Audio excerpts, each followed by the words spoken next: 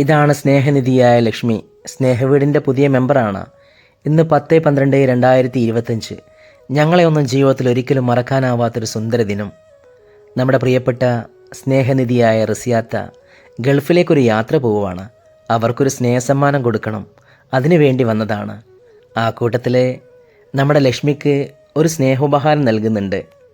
Video skip ചെയ്യാതെ കാണാം. ആദ്യം ഞങ്ങൾ പോയത് ഇന്ത്യൻ കോഫി ഹൗസിലേക്കാണ്.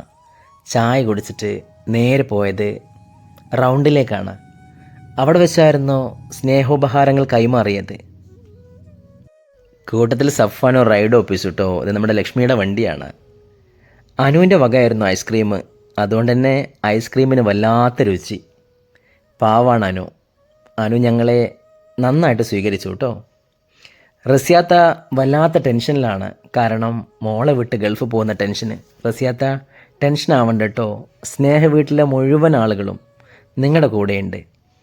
ഒന്നും കൊണ്ടും പേടിക്കണ്ട, എല്ലാം ശരിയാകുന്നേ. പിന്നീട് ചർച്ച ഷോർട്ട് ഫിലിമിനെ കുറിച്ചായി. നമ്മുടെ സുധീർക്ക് റെഡിയാണ്. ഒരു ഫീമെയിൽ ആർട്ടിസ്റ്റ് വേണം.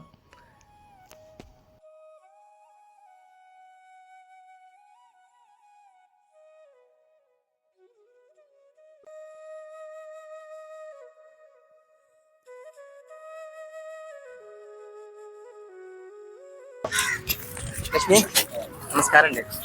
സ്നേഹവീടിന്റെ വക ഒരു ഉപഹാരം തരാൻ വന്നാണ്. സ്നേഹസംഗമത്തിൽ വെച്ച് തരാൻ പറ്റില്ല, നിങ്ങൾ പനിയായതുകൊണ്ട് വന്നില്ല.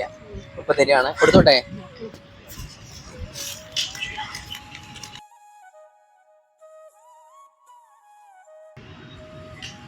ലക്ഷ്മിക്ക് ഒരുപാട് അനുഗ്രഹങ്ങളും ഐശ്വര്യങ്ങളൊക്കെ ഉണ്ടാവട്ടെ.